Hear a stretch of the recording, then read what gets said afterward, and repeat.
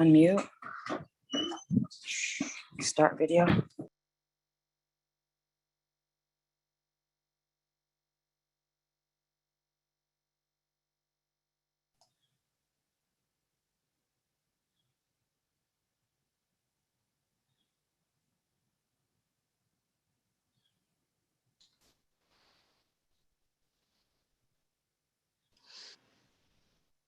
Unmute.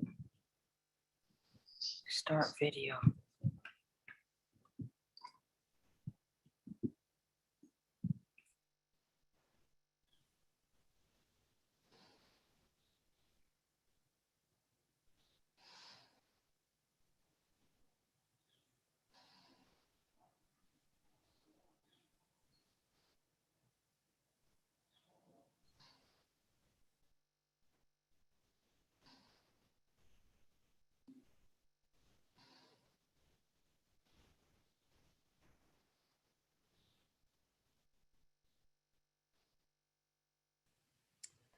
The time is now 7:30 p.m. That's 7:30 p.m. It'll go. Here we go. Okay, start video. Good evening, everyone, and welcome to the Old Cannot start. Board of Adjustment meeting. Because the host. That's what the host has. You pay attention. You have to silence. Good evening, everyone. Welcome to the Zoning Board of Adjustment meeting, June 17th, 2021. I'm James Sullivan. As chairman of the board, I would ask you now to join me reciting the Pledge of Allegiance to the flag of our country. Pledge allegiance to the flag The of United the States. United States of America and to the republic for which it stands, one one nation. nation, under God, indivisible, with liberty and justice for all. Adequate notice of this meeting of the Old Bridge Township Zoning Board of Adjustment has been provided in accordance with the Open Public Meetings Act at least 48 hours prior to the commencement of this meeting by prominently posting in the municipal complex an announcement giving the time, the date, the location, and the agenda of this meeting. Also by mailing such announcement to the Home News and Tribune, finally by filing a copy of such announcement and posting the announcement on the Old Bridge Township website. Ms. Silverman, can we have a roll call, please? Yes, Vice Chairman Dewhurst, Here. Ms. Keloff, Here. Mr. Scagno, Here. Mr. Stoner, Here. Mr. Psychowski, Here. Ms. Andrews. You're muted. You have to unmute yourself, Roseanne. There you go. Here. Very good. Chairman Sullivan,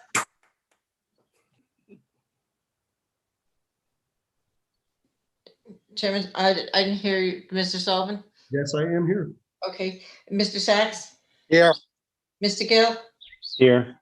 Ms. Sawant, Here. and myself, Kim Silverman. Thank you, Kim. Meeting is being conducted electronically on the internet via webinar. It is unique. It takes patience on all involved that as we no longer gather in the courtroom to do our meetings, but do so from our own or home offices or our homes. This meeting is being televised by OBTV channel 15, as well as YouTube Live. I remind you, those watching on any device, that there may be up to a 30-second delay in communication. This will be important to remember if you wish to personally join the public portion of the meeting. Anyone calling in must lower their device or you're going to be confused by the time delay. I would ask all the participants now to silence your own cell phones to avoid any further disturbances. This meeting will follow the same protocols as if we were in the courtroom. There are tonight a couple general housekeeping issues, and we have, I believe 6 C variance applications, and there's a couple completeness waivers. So we do have some work to do this evening, board. I don't see a need for recess. If you're watching us, I will announce, should there be a recess for any particular reason, we will make an announcement ahead of time. As in all applications, anytime the board hears a matter, it's followed by a public portion after the testimony. So if you have particular interest in any of the matters this evening, stay tuned, get a pen and paper, write down your thoughts. So when it comes time for the questions, you'll be calling in by telephone. And then you would be put live to speak with us concerning your interest in whatever the particular matter we're dealing with. This meeting is being moderated by the Township Planner, Venus Sawant, and Venus Sawant is going to come in and fill in all the blanks that I missed. Ms. Sawant. Good evening, all. Couple of reminders. Zoning board members will be unmuted during the first half of the meeting when they will be required to vote on other agenda items. The zoning board attorney, the zoning board chairman, the zoning board secretary, and the court reporter will remain unmuted throughout the meeting. Everyone else will be muted once the presentation for applications begin. The applicant's professionals will be asked to turn on the video and unmute themselves in the order in which they will testify. For public, I will announce the last 4 digits of the caller's phone number to come forward, announce their name and address. I will also announce the last 4 digits of the next caller's phone number so that they will be prepared. We will share our screen to display any exhibits. The meeting information will be displayed on the screen multiple times during the meeting so that any resident who wishes to call and join the meeting can do so. Please be patient. You will have an opportunity to speak. Please be mindful that there is a 30-second time lag in presentations. Thank you. Thank you, Ms. Sawant. We'll continue on with the meeting. Board members, under item 2, we have minutes, and I'll call them individually. May 6, 2021. Hopefully everyone's had time to review them. Absent any commentary or additions or deletions, I'd ask someone to adopt them, move them for adoption. Move them. Dewhurst. Vice Chairman Dewhurst, is there a second? Second, Scogno. Roll call, please. Thank you. Mr. Dewhurst, Yes. Ms. Kilduff, Yes. Mr. Scogno, Yes. Ms. Andrews, Yes. Chairman Sullivan. Yes.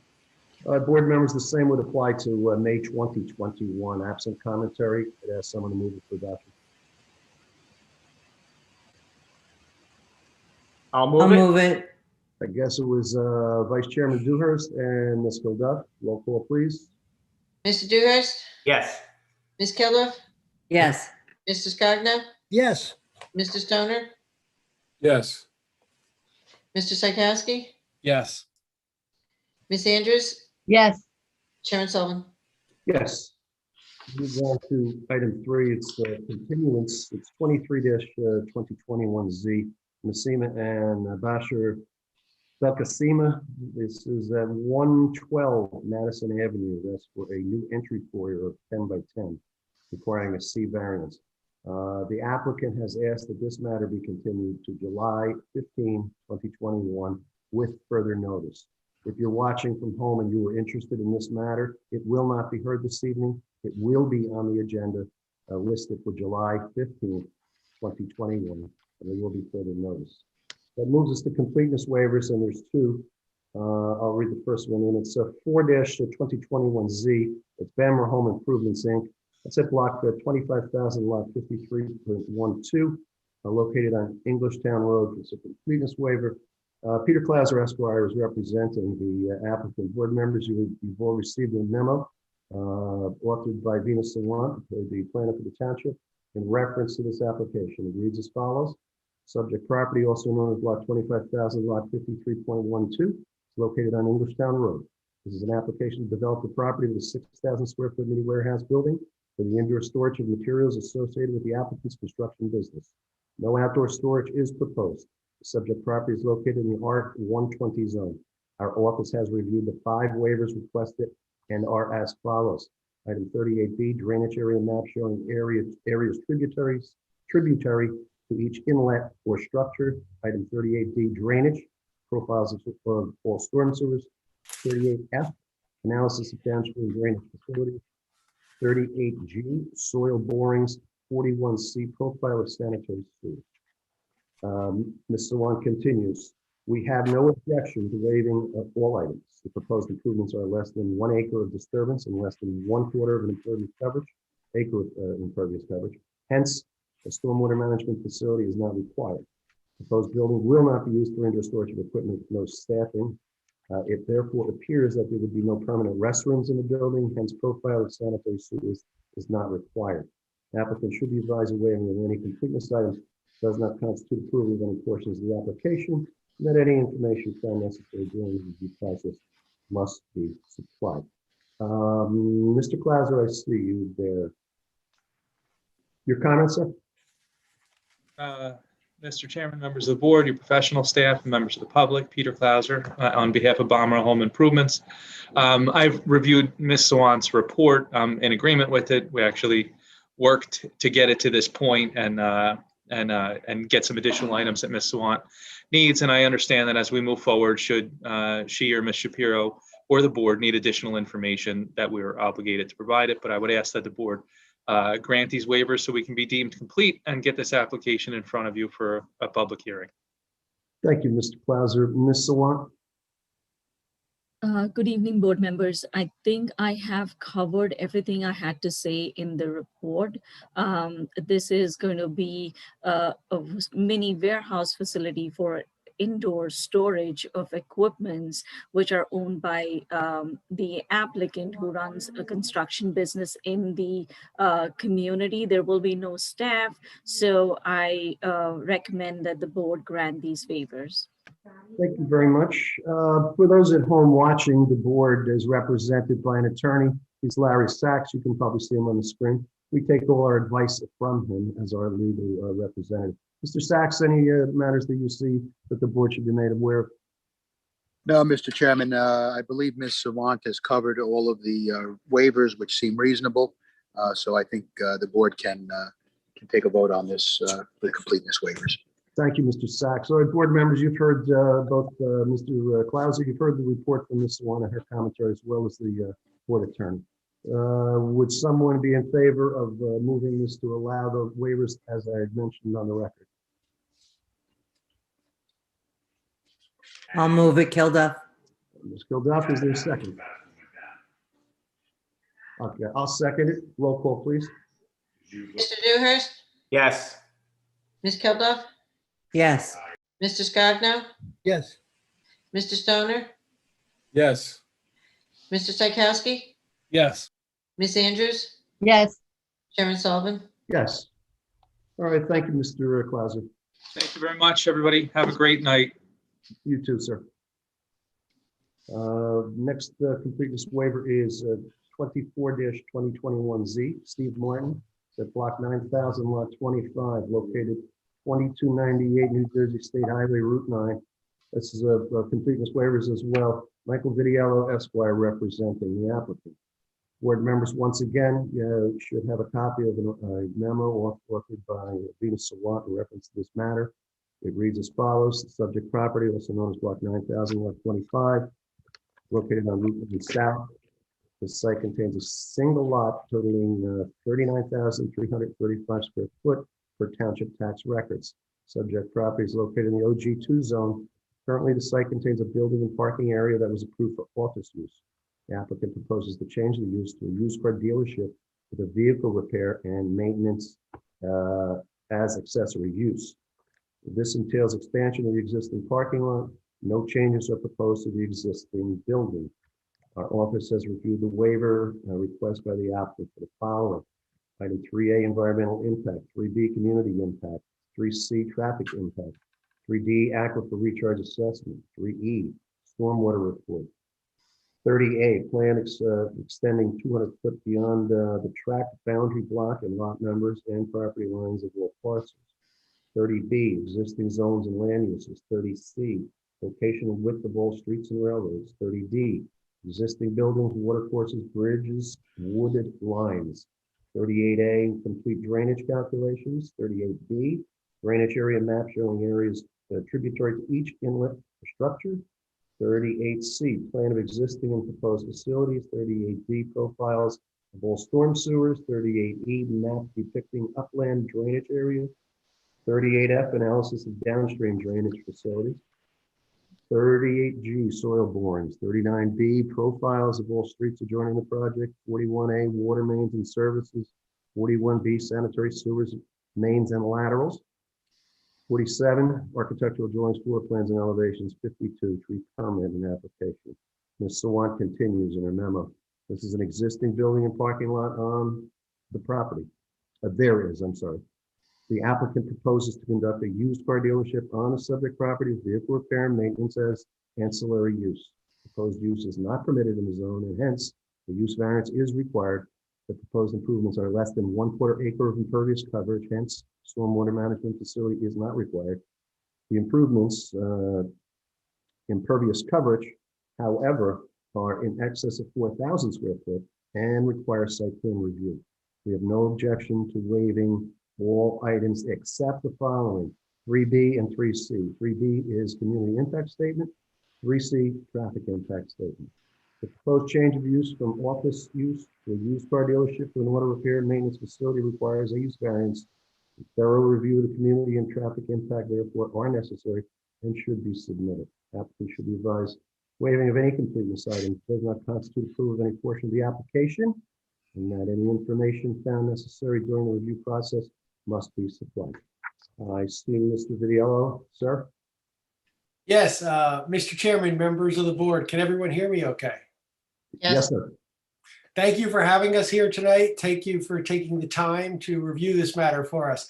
I have with me here tonight the civil engineer for the project and our professional planner, Mr. Jeff Carr. He's there on the screen, I think, like I am. We appreciate the review memo, and that's a good succinct summary of what we're proposing. No constructions proposed as part of this application, just a change in use and some expansion of the gravel parking area. While we appreciate the waivers that are recommended, I'd like to take a few minutes to see if Mr. Carr can briefly address the board on the two other items, the traffic impact statement and the community impact assessment, to talk about how they may or may not be relevant to what we're doing now. Is that acceptable? Hold on, Mr. Sachs, are we going to take any testimony on this matter? Mr. Chairman, I don't think we generally do take testimony on the waiver requests. You know what? I don't want to set precedent here where we have a full-blown hearing on this as to why council or his engineer may believe that the community impact statement and the traffic impact statement are not necessary. I think Juan has thoroughly reviewed this, and I would concur with her assessment that they probably are necessary for this type of use. It is a change of use, and I just think really the municipality is just looking for additional information as to traffic and as to the community impact statement. I know Mr. Carr has appeared in front of this board many times, Mr. Vidiello. I'm sure he knows what he would need to do in order to satisfy the staff as to those two reports. But if you want to respond, that's fine. Well, good point. Thank you. I wouldn't propose to have Mr. Carr sworn. I wouldn't ask him to be sworn. I wouldn't submit this as testimony. I think really we just wanted to comment on, before the board votes, perhaps why we think the waivers, maybe at first blush, you might see like, well, why don't we get these waivers? But we just wanted to talk a little bit about the nature of the proposed use and why these submission items wouldn't really generate something where you're clearly going to, have a very low traffic, and the impacts of adding some gravel, we thought would be something that would be extremely de minimis and wouldn't really be served by these other reports. I just want Mr. Carr could comment a little better than me on All that. right, Mr. Chairman, I don't have a problem with Mr. Carr briefly, and I mean briefly, wants to indicate the reasons why. That's fine. That's all. I may, and I agree with you, Mr. Sachs. We've never had testimony on a waiver, and in fact, we've never gone against the advice of the planner when they opine as to what is necessary and not. So personally, I don't see a reason to have any testimony whatsoever.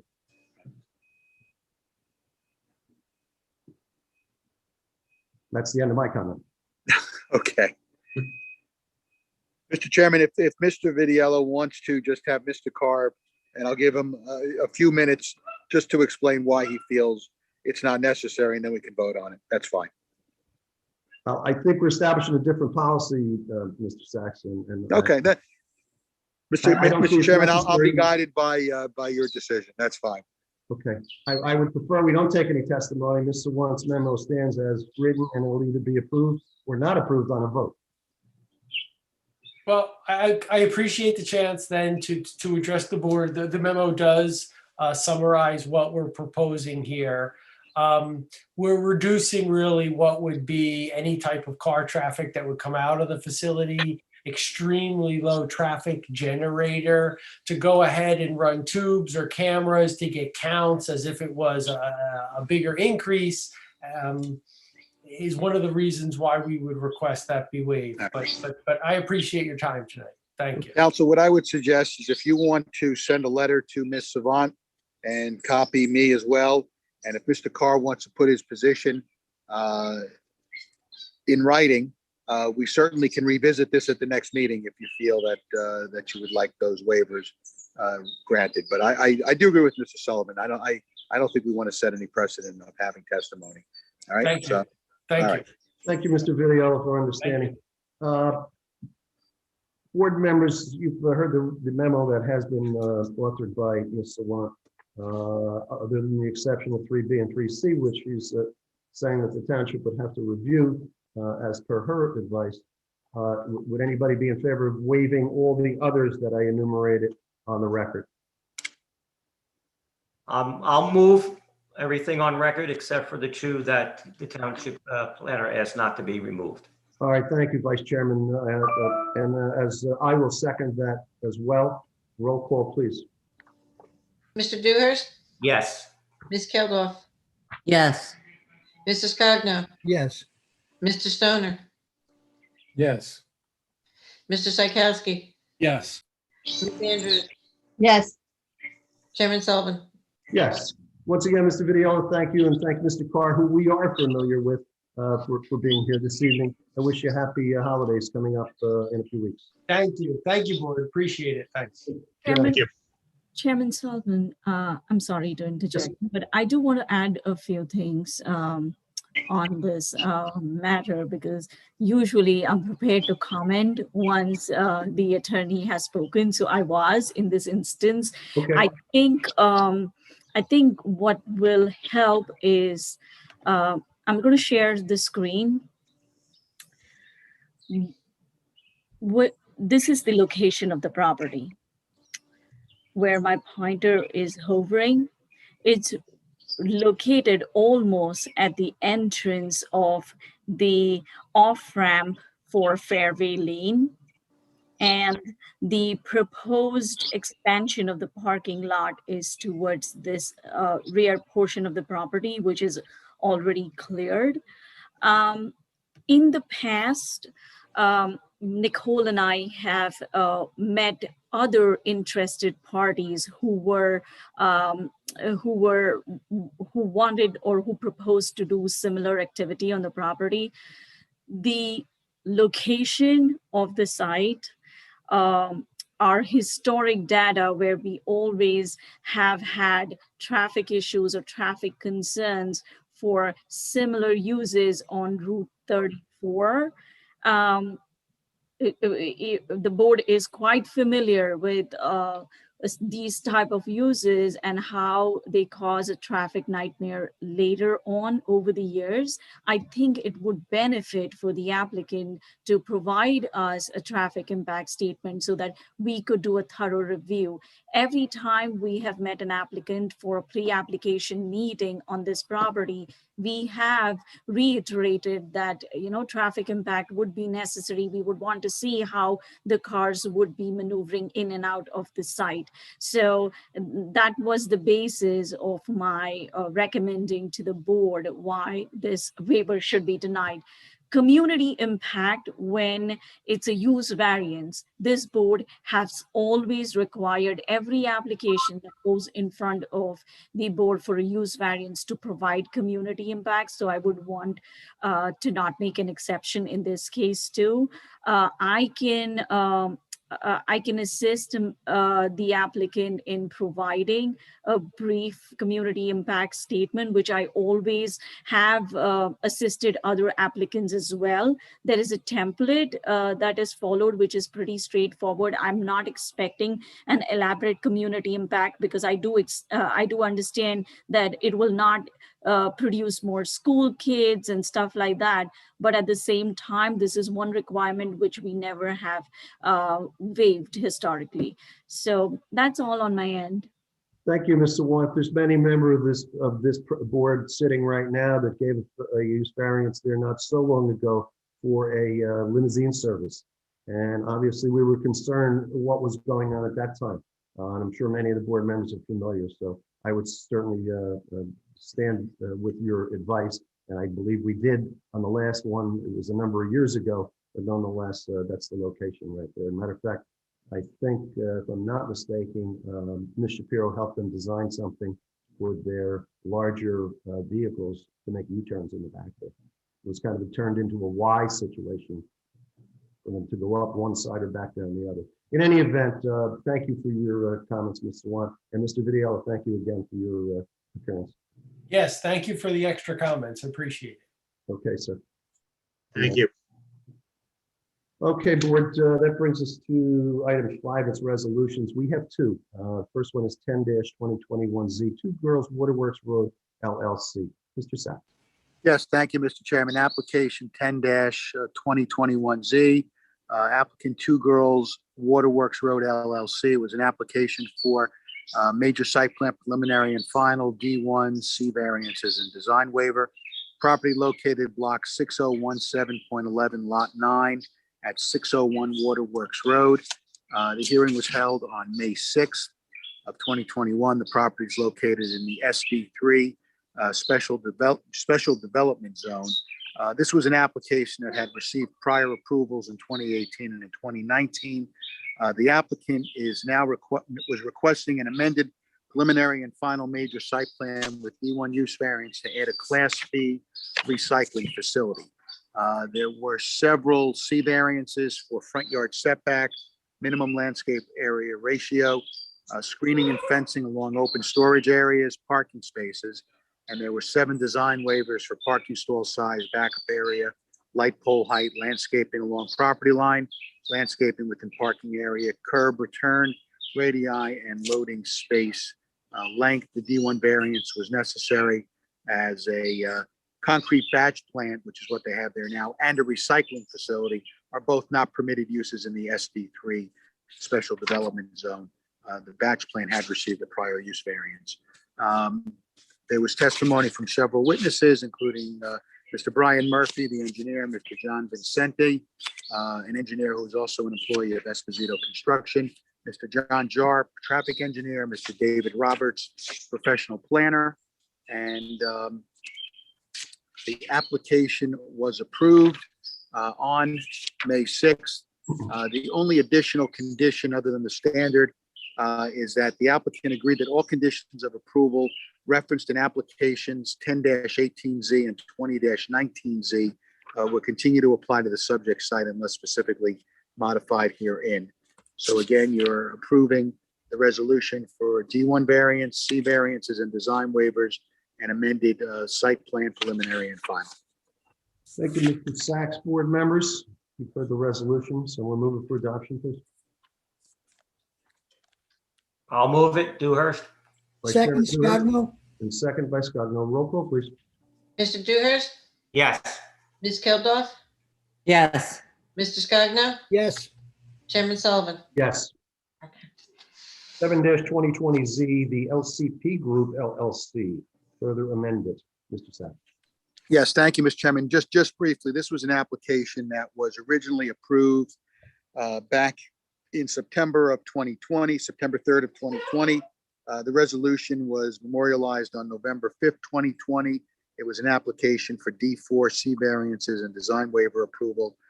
Property located block 21000, lot 20.14, also known as 1184 Marlborough Road.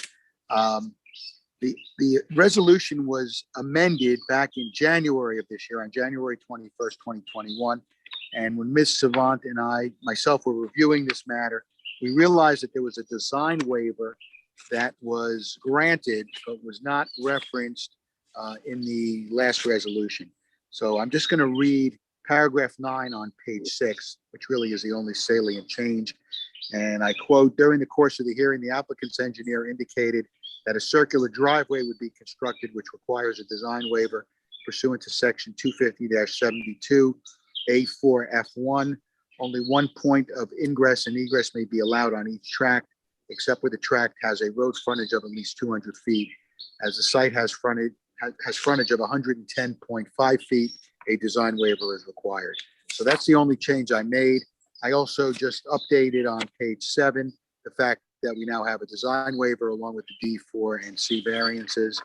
And that would be it. And I think, Mr. Chairman, we probably never voted on the design waiver. So I think we probably should do that this evening as well. Prior to voting on the resolution, right? Yeah. So let's just do that. All right, board members, you understand we may have missed that, so it's for the design waiver for the driveway. It's a horseshoe, correct? Or Yes, circular driveway. semicircle. So we're going to need to approve that, and then we can move forward on the resolution. As far as the attendance, Kim, do you The have? only ones who can vote on this that are here today is Ms. Andrews.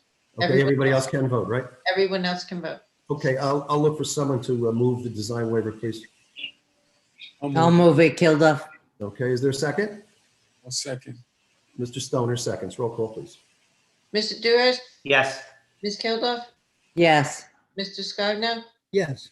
Mr. Stoner, Yes. Mr. Psychowski, Yes. Chairman Sullivan. Yes, and now we can move to memorialize the resolution. Larry, correct? Yes, we could do that. Okay, does someone want to do that, please? I'll move it. Second. Is there a second? Mr. Stoner, roll call, please. Mr. Durst, Yes. Ms. Kilduff, Yes. Mr. Stoner, Mr. Scogno, Yes. Mr. Stoner, Yes. Mr. Psychowski, Yes. Chairman Sullivan. Yes. Before I open the C variances, I'm going to make a comment, Mr. Sachs, that I see you're outdoors this evening, and I hear the birds chirping. So if you're planning on doing battle with my parrot, I think he's going to be joining in pretty soon. So I will mute myself. be very careful. I just heard him do a little noise. So I hear them. I know. I'm about to throw a rock at the tree so that they'll scatter. Mine may be getting ready. Okay. For the following, we're going to have 6 C variances. The first one has some representation, but for those at home, I'm going to make a quick announcement to you that for those of you doing your own projects at home, it's going to be the same type of comment that each and every one of you I would say to. Basically, you have to put certain things of certain matters of proof on the record. Mr. Sachs is going to make sure that that happens as our board attorney. We're going to ask you what you want to do, why you want to do it, how you're going to do it. So you can just be prepared, because the first one at bat is going to be just like the 6th one at bat. So that'll come up after this next one. Okay, so our first C variance, board members, is 16-2021Z. This is located in the OG1 zone. Worldwide wholesale floor covering of Fullbridge Inc. Block 21003, Lot 1, 3837 Highway 9, 2 wall-mounted signs requiring a C variance. I have James Stahl, Esquire, listed as the attorney. Yes, Vina, can you let Mr. Stahl in? Because he just sent me a text that he was not in. So if we could get him in. I see him on this. I know he's on the participant list.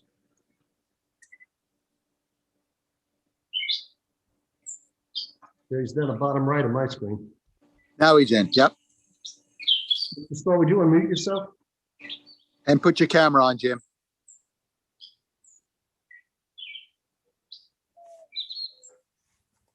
There he is. Okay. Mr. Sullivan, I asked Mr. Sachs if he was shipping mint juleps in his back, and he did indicate in the affirmative. That'll be after the meeting. Mr. Sullivan and members of the board, my name is Jim Stahl, S-T-A-H-L. I'm with the firm of Boris Golden Foley, Vignola Hyman Stahl in North Brunswick, New Jersey. It's been a while since I've been before you. I will give a short recap, as I usually do, of what we're looking for. Mr. Sachs, may I assume that the board has jurisdiction? Yes, you can, Mr. Stahl. Thank you. Mr. Sullivan and members of the board, I have one witness, Mr. Braunstein, who's a principal of Worldwide. Briefly put as follows. Worldwide went into the shopping center about 1 year ago. It's a 30-year-old company with 4 different locations throughout the state of New Jersey. When they went in, there were previously two Gap stores there. I don't know whether it was a Kids Gap or what kind, but the prior signage was for 2 separate Gap stores. When Worldwide went in, they of course saw a second sign for Kitchen and Bath Studio, which is a separate business, but under the umbrella of Worldwide. So I want to be completely transparent and honest with you. It has a separate entrance. It has separate employees, a separate operation from the floor covering business of Worldwide right next door. Now, if Worldwide had known and wanted to be disingenuous, which I would not allow them to be, they could have actually created a separate entity, being Kitchen and Bath, done a separate lease, come in and requested their own sign. As you know, the violation or the variance is that there's too much signage which exceeds that permitted on the facade of the building, taking the position, and I can't argue with that it's a business that exceeds the facade. I argue, and I only have one witness, and he'll testify, that it's really 2 separate businesses under one umbrella, and with all due respect, it's no harm, no foul, because we already had two Gap businesses. And finally, Mr. Braunstein will testify that the reason he needs the signage is, quite frankly, for identification. People who will come to the shopping center for other uses, it will be very nice that they can see this sign and then shop and browse in the Kitchen and Bath Studio. So that is the legal position or the practical position.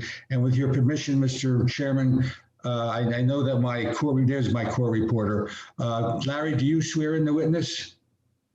Yes, I'll swear him in. Mr. Braunstein, please. you want to raise your right hand?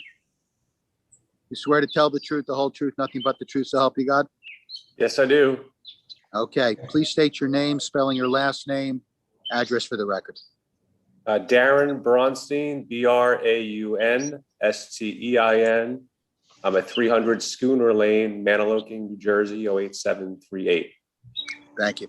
Thank you, Mr. Sachs. Darren, you've been in the business for approximately 30 years, is that correct? Yes, it is. And you're a principal of Worldwide, the corporation, is that correct? Yes. And you have you have not approximately, you have 4 locations in the state of New Jersey that deals with floor coverings and window shades and blinds, is that correct? Yes. Now, with regard to the kitchen business, how many of the 4 locations have a Kitchen and Bath Studio? At this time, 2. Where is the other one? In Edison, New Jersey. Right. Now, when you went in, were there not 2 Gap stores with separate Gap signs where the Worldwide and Kitchen are right now? Yes, there was. And with regard to the Worldwide floor covering, the people that are in there, are they not trained to sell floor coverings, obviously, and accessories such as window shades and blinds? Am I correct? Yes, you are. Now, they do not move into the other store and sell kitchen and bath items, do they? No, they specifically sell flooring related products in that side of the store.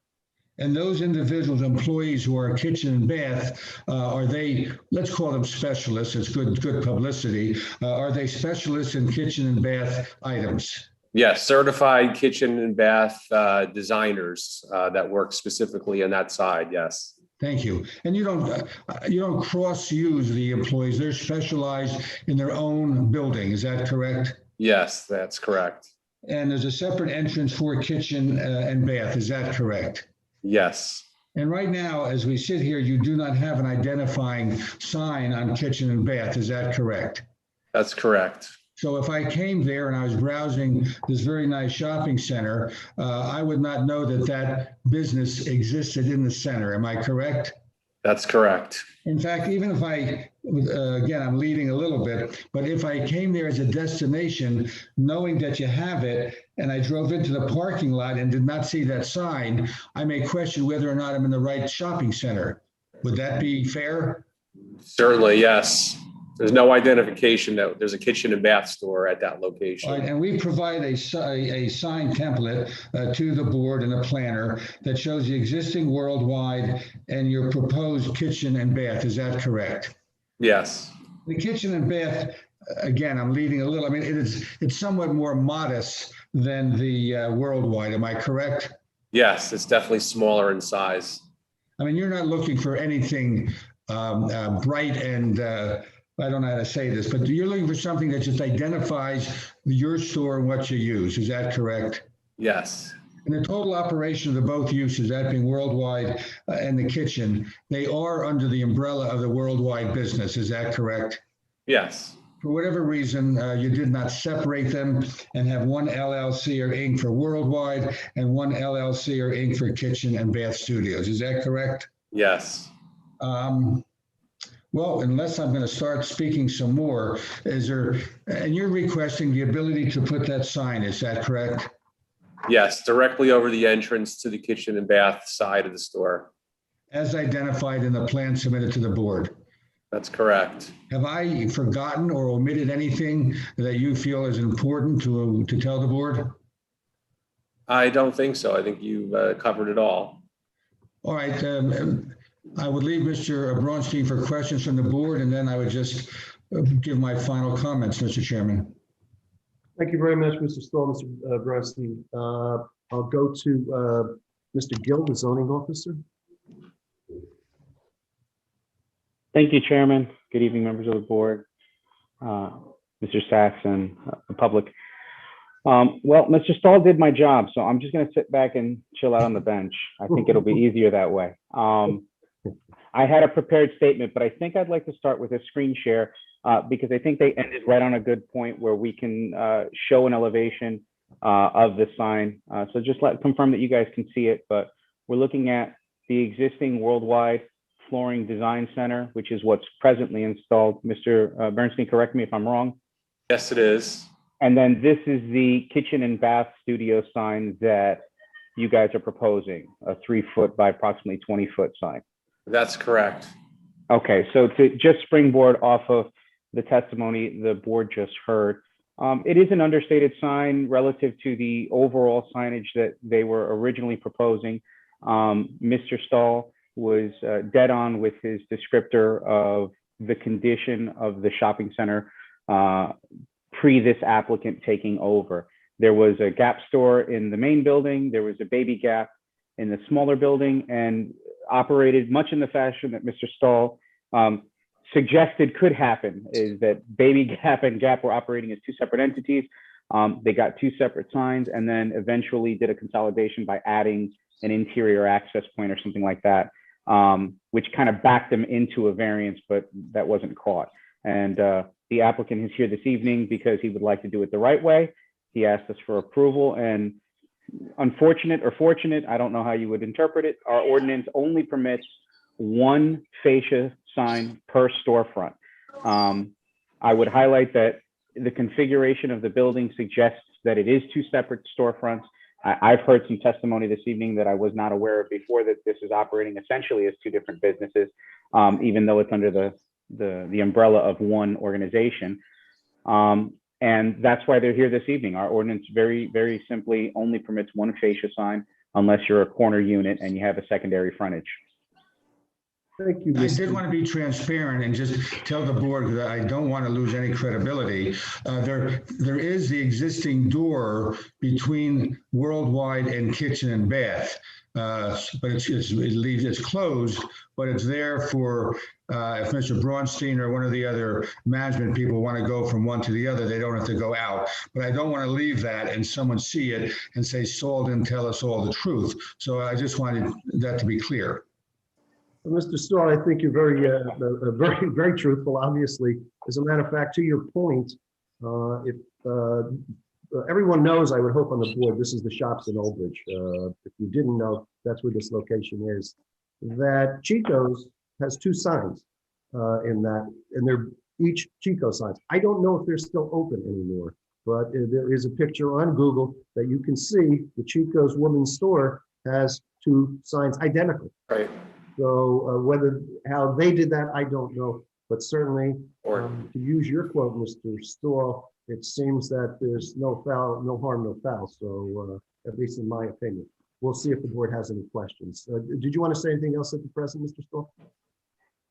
No, I think the board is, you covered it very well. Okay, board members, if I can see your hands, if you want to say anything. Okay, no one has commented. Mr. Sachs, any comments from you? Mr. Chairman, no, I think Mr. Stahl has given a very good presentation. I think he's explained it. I think the fact that the Gap had 2 signs and was very in a similar situation such as this certainly lends credence to the argument. So no, I have nothing further. It does, and with the picture of Chico's, I think would be hypocritical to say anything that would hinder them having the extra sign. Absent any comments, I'm going to go to the public portion, Mr. Stoll, okay? This is matter 16-2021Z located at the shops of Old Bridge, 3837 Highway 9. Worldwide wholesale floor coverings of Old Bridge, applying for 2 signs where 1 is allowed by ordinance. Does anyone want to be heard in this matter? There is a screen in front of you listing phone numbers to call in. If you do so, we will put you on live on the air to listen to your comments or questions. Is there anyone in queue, Ms.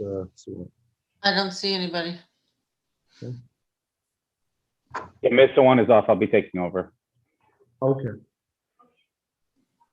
Why don't we just give it 30 seconds and then I'll go to Mr. Sachs and see if we're in compliance, and which time we'll move forward on take action. Still no one calling in? No one. No one's calling in. Yep. Thank you, Kim.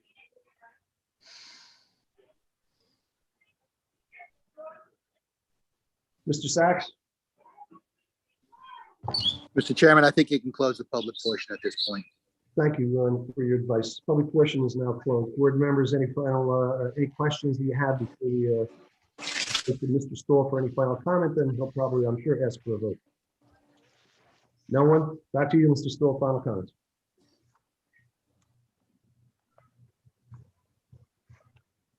I'm sorry, I have nothing further. Thank you. Okay, very good. Then you are going to call for a vote, I'm sure, right? You would like a vote? I would like a vote. And I'll just remind Darren that assuming there's an approval, you still have to go for the permit. Your sign guy is going to have to go and pull the appropriate permit, which he'll get if there's an approval. Thank you for that's good advice, because we would advise them of such. Board members, this is for the 2 signs where 1 is allowed. Does someone move this in favor of allowing it? I will. Is there a second? Yes. Second, Kilduff. All right, move in second. Roll call, please. Mr. Dewhurst? Yes. Ms. Gelder? Yes. Mr. Scogno? Yes. Mr. Stoner? Yes. Mr. Psychowski? Yes. Ms. Andrews? Yes. Chairman Sullivan? Yes. There's no resolution. We're going to wait for the transcript, and Larry will do a resolution, and that'll be on for our next meeting, and that's July 15th. Thank you. Yeah, Debbie knows what to do. Thank you very much, Kim, for your help, and Larry. Good seeing you, Jim. You guys be well, be safe. Thank you. You as well. Thank you very much. All right, Darren. Good night. Moving forward, matter 21-2021 2021Z. Joe Britton, 49 Alpha Avenue, driveway expansion shed. This is R15 zone. It's going to require C variance. Mr. Britton, there? Yes. I see, okay. Mr. Britton, you there? Put your camera on. I'm here. Can you put your If you camera can on? just put your camera on. Hold on a sec.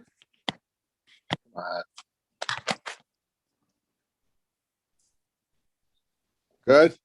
It would Not be- yet. It would probably be down at the bottom left of the screen if that's where, if you're using a laptop. Mr. Britton, I'm about to ask. There we you go. There you are. How we doing? We're good now. Okay. Mr. Britton, are you going to be the only one to testify this evening? Yes, sir. Board attorney will swear you in, sir. All right, Mr. Britton, please raise your right hand. You swear to tell the truth, the whole truth, nothing but the truth, so help you God? Yes, sir. Please state your name, spelling your last name, address for the record. Joseph W. Britton, Britton, 49 Alpha Ave, Old Bridge, New Jersey. Thank you very much. Thank you. Mr. Britton, the comments that I made earlier would apply to all the, as I would call it, the homeowners doing their own kind of thing. So if you would briefly tell the board what it is you want to do. I think in this situation, I think it's what you have already done. I did it, yeah. Yeah, so why don't you tell us what you did, why you did it, et cetera, and then we may have some questions of you. We'll talk to the zoning officer, and we'll come back to you and go to a public portion and see if we can remedy this whole situation. So you go right ahead at your own speed, sir. I bought 49 Alpha 2019, and the property was like all slopey down, so I put a retaining wall along the property line after I asked the neighbor, and I widened the driveway like 4.5 feet. The kids are going to start driving, so I want to make sure the cars be able to get off the street at night and snowstorms and stuff like that. I have room in the yard. That's it, really. I mean, water was sloping down. I didn't want to have water going onto my neighbor's property, so I pitched it all out towards the street. That's it, really. Okay, I think these are setback issues. Mr. Gill. Thank you, Chairman. Yeah, as Mr. Britton described in the application, the work here was done, we suspect innocently enough, and when it came to our attention, Mr. Britton filed application to try to legitimize it. It was at that point that we discovered that there were some issues with regard to setbacks. So there are two issues on his application. One is an accessory structure, a shed, which was constructed in the rear yard. The shed is 160 square feet. And there was a 10-foot driveway expansion that he did to the left side of the home. I'm gonna share the screen now so that we can see his survey. But if we look here, we have a 10 by 16 shed that was constructed, approximately 38 inches from the fence line on both the side and the rear. And then we have a driveway, an existing concrete driveway down here, which he then expanded outward kind of midway between the front property line and his home to capture some of this area here. And the setbacks, or the issues as it were, is the driveway is required to be 5 feet from the property line. The 10-foot expansion on the side of the home only leaves a foot and 1.69 feet, I apologize, from the property line. So there's a 3 3/4 foot or 3 1/4 foot deficiency there. And the 10 by 16 shed should be 10 feet from the property line, where only 38 inches or 3 foot 2 inches is provided. That'd be 10 feet. What was that? Excuse me? Go ahead, Me? Mr. Gill. I don't know. I heard someone say something. Was that Mr. Britton? Yeah. Yeah. I looked across all the property, in the back, all the other neighbors' sheds, and I just stayed off back of property line and side of property line as I saw all the sheds going down like the other properties. So I figured that's how far it had to be off the back fence. Okay. All right. Thank you, Mr. Britton. As you can see, Mr.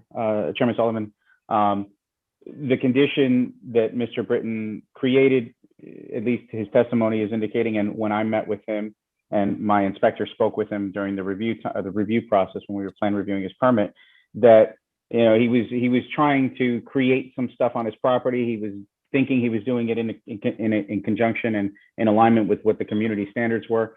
But when it came to our attention, we realized that there was this deficiency. And rather than going through the expense of creating or moving such a large structure that would not necessarily be compatible with what the other conditions on the neighboring properties, he felt that the variance was the better route. Okay, is the shed on rails? Or I'm is it- sorry? Or is it on a slab? No, I got it on 16 by 16 concrete blocks, 2 deep, full of concrete. Okay, so you're telling me it can't be moved, right? Oh, I could probably move it if I had to. Well, not easily, I guess, if it's on block. Nah, being heavy and all that, you know what That's I what mean? I I'd asked probably if it was just lowered on rails, just onto the ground. Okay, and I guess you poured is it concrete or macadam that what you put in on the side of the house? macadam. Okay, What I did, I put a Cambridge block wall down the property line. right. That's why I figured make it a little fancy, dress it up a little bit, and then I had, instead of the water going to the neighbor, I had, when I catamized, I put it all towards the front. Okay, you mean down towards the road, right? Towards the street, yes, sir. So it's pitched this way, kind of like to go towards your driveway and then out to the street to Alpha. Yeah, if you come up on Alpha, yeah, it goes right out to the street. As long as it's not going on your neighbor's property. No, absolutely not. Okay, And I spoke with the neighbors and they were fine with it. They say, you know, as long as you make it nice, keep it on your property line. And he was all right with it. my nenext question, that's funny you said that because my next question was going to be, do you get along with your neighbor? Yeah, sure. Because we're gonna go to a public portion soon and it would probably be in your best interest if you do get along with him. Send an edible arrangement or something, right? Okay, let me see from the board members, first of all. Mr. Gill, do you have anything else to add that you're standing on what you're saying? Right? No, that my statement is complete. Thank you, Chairman. Any of the board members, if you could raise your hand. Mr. Scogno, what is your comment, sir? Thank you, sir. Mr. Gill, you indicated it was brought to your attention. What was brought to your attention? The installation, as Mr. Chairman Sullivan mentioned, the work was done and we became aware of the work. And when Mr. Britton brought in the application to catch up the paperwork, if you will, we discovered that the setback issues arose, and not being able to easily reconfigure the driveway or not wanting to shift the large shed that he put in, he came before the board to get the variance. And you were made aware of the situation you indicated. Yeah, Mr. Britton, was this born of a complaint, or was it you coming to get the permit after the fact? I don't No, recall. what happened was we finished right before the pandemic. The house, we added onto it and all. And when the final inspectors came, they says that everything's okay, proved you can move in. I didn't know it was only a temporary CO. I thought after I had all my final inspections on plumbing, electric, building and all that, that you automatically get a CO on the last inspection. Thank you, And Mr. then Britton. That's what it was. Yeah, when they were updating their paperwork, they saw they didn't have a permanent. It was only a temporary CO. That's Okay. correct. And then when he came with the survey, he noticed that the driveway was a little wider and the shed was up. So then I went and filed, permits or for the variance or whatever. I That's what it was. understand. I understand. Thank you very much. Anybody, any other board member? Ms. Andrews, go ahead. No, I just wanted to say I saw the property and it's beautifully kept. And Thank you. It's a lovely, lovely area in the neighborhood. Did a nice job, right? No, it's rather meticulous. It was very nicely done. Thank you. Thank you. Thank you. Any other board member with comments or questions? Yeah, I have a question. Go ahead, Mr. Stone. Mr. Britton, so Yes, sir. The driveway on the side, how far that goes to your neighbor's property? To the fence? Well, both of our fences are aligned to each other. And then my retaining wall? Yes. My retaining wall is like with my fence running down, even with my fence to the front of the property. His is to the right a little bit, like 6-8 inches. And he's okay with that? Yeah, he was fine with it, Mike.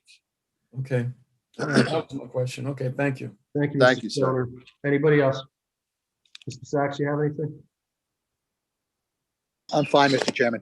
Okay. Board, this is for setback, so I'm gonna see if we have anyone that's gonna call in on this. This is matter 21-2021Z, located at 49 Alpha Avenue, with violation of setbacks and the shed is too close to the fence.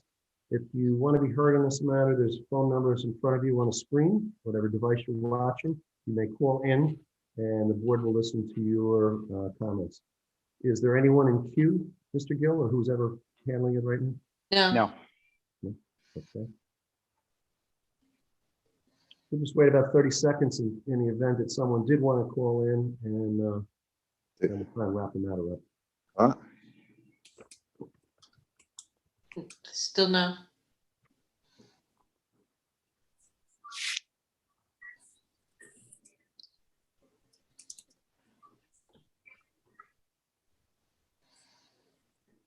Anything, Kim? Nothing. Mr. Sachs? Mr. Chairman, I think we can close the public portion. All right, thank you. As I understand this, Mr. Gill, the side yard, the driveway is 1.69 off the lot line, 1.69 feet off the lot line, correct? Where 5 is required, and the shed should be 10 and 10, and it's 3 and 3, right? That is correct, Chairman. Okay, everybody understands that, right? It's sitting in the corner, 3/4, it's supposed to be 10. 5 feet on this, so he's a little bit 3 foot deficient on the side, but obviously we've had no one called to complain about it. So I would assume if you want to make any final comments, Mr. Britton, before I ask the board to vote on this matter, you can do so now. Mr. I just wanted- Lovello, Yeah, I mean, if this all does get approved, I would just have to make sure I get down there and get a permit for the shed. Okay, I just see Mr. Lavallo has raised his hand. He's the forest officer for the township. Mr. Lavallo? Yes, just a comment. Mr. Britton had taken out a tree removal permit where he removed 6 trees a while ago. And as far as my records show, the replacement forms have not been satisfied to date. Mr. Britton, you recollect that? Yeah, I mean, I put some green shrubs in. I put a couple Japanese maple, but what I was gonna do, I was gonna put like them evergreens across the back of the property. They says as long as I show them $1,100 worth of receipts, I wouldn't have to plant trees. I could do green shrubs and stuff like that. Yep, that's correct. But you have to submit to me those receipts so I can close out that open permit. All right, I'll have my wife get on it this week then. All right, appreciate it. Thank you, sir. Thank you, Mr. Lavallo. Make Anything sure you else? write it down. The forest, what do you call it tomorrow? Okay, Mr. Britton, you have any final comments, sir? I'm going to call for a vote here. That's it, sir. Okay, board members, this is your setbacks on the shed and on the macadam that we put up 1.69 off of the lot line. Anyone in favor of moving it for approval for the two? In favor of moving, Scogno. Is there a second? Second, Kilduff. Moving second, roll call, please. Mr. Dewhurst, Yes. Ms. Kilduff, Yes. Mr. Scogno, Yes. Mr. Stoner, I'm going to say yes. Mr. Tchaikovsky, Yes.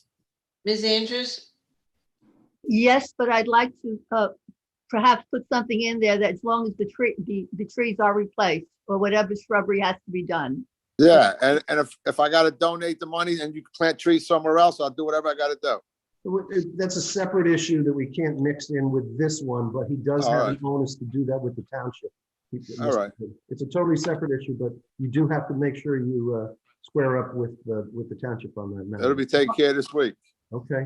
Chairman Sullivan, So yes, Yeah, I'll vote yes. I'm reluctant because I am going to vote yes, but if this is the case where it's easier to find out, ask before doing things, and you would have the the proper way of doing it, and you wouldn't have to be coming before us. But I will Yeah. vote in favor of it. Is there a resolution on this, Mr. Sachs? Yes, there is, Mr. Chairman. This is Okay. application 21-2021Z. Joseph Britton, property located block 15517, lot 504, also known as 49 Alpha Avenue property in the R15 zone. Applicant proposes completed construction of a driveway expansion 1.69 feet from the property line where 5 feet is required, and 100, and also constructed 160 square foot shed, 3 feet from the property line where 10 feet is required, and that's 3 feet on both sides. The conditions of approval, construction has already been completed, but the building permit to be issued, obviously upon the resolution of this, memorialization of this resolution. And secondly, the applicant will also comply with whatever tree issues are outstanding with Mr. Lavala. Absolutely. Okay, board members, you heard the resolution, so we want to move to adoption. I'll move it. Mr. Stoner, is there a second?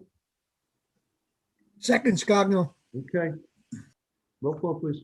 Mr. Dewhurst, Yes. Ms. Kilduff, Yes. Mr. Scogno, Yes. Mr. Stoner, Yes. Mr. Stankowski, Yes. Ms. Andrews, Yes. Chairman Sullivan. Yes. Thank you, Mr. Britton. Thank yous. Yous have a good evening. You too.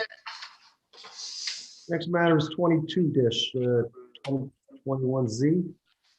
Claudia Stewart, R6 zone, block 5000.25, lot 31.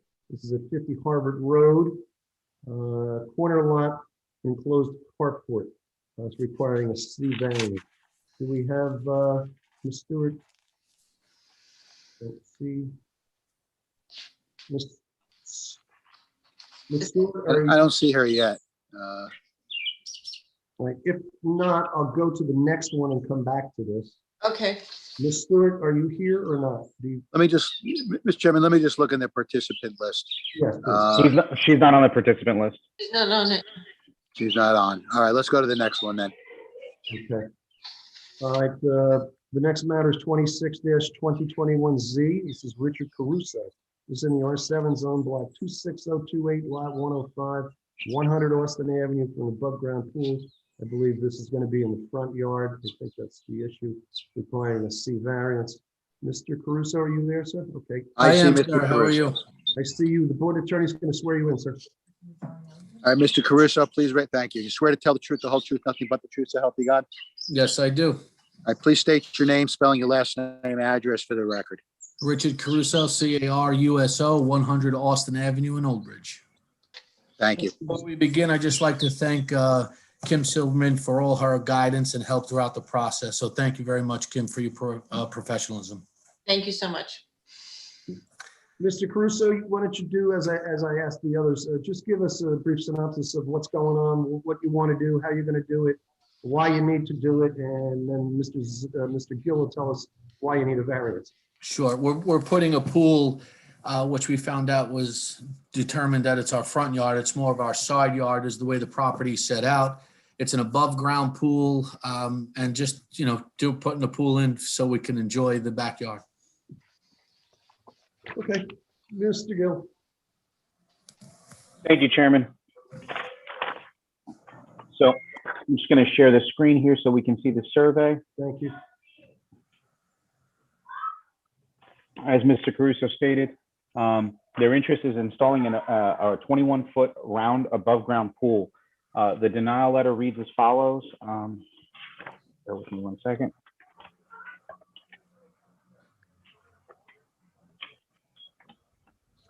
Applicant proposes the installation of a pool in a front yard where accessory structures are not permitted in the front yard. Applicant will require a variance for a pool in the front yard along with any other variances that may be required.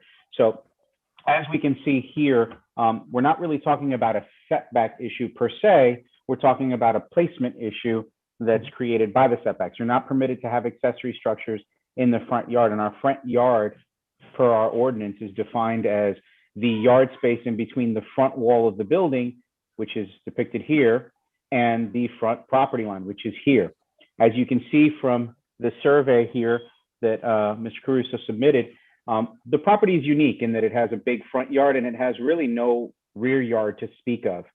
The owners or the property has been developed such that a fence was installed from the front corner, kind of straddles the side of the driveway, and then captures part of the front yard to create a private space that is functioning as fundamentally their rear yard. And the issue here is straightforward. The applicant is putting the pool forward of this line, and for that reason, he needs a variance. So the only thing that I would add to this would be really a question. As we can see, he's proposing to put it 6 feet off the fence line. It's going to be 6 foot off the side yard. But Mr. Caruso, I'd be curious, you can see the screen and you can see your survey, correct? Yes. All right, so as I bring my pointer up to the front, to the top left corner here, I'd be curious why you couldn't place the pool here. If you can explain that for the board. Absolutely. Absolutely. There's a tree that grows 4 or 5 different limbs in the back in that area. There's one single tree that's also in that back corner, along with a very large, I don't want to call it an arborvitae, but that type of an evergreen style? Yeah, evergreen. And there's one in the corner as well.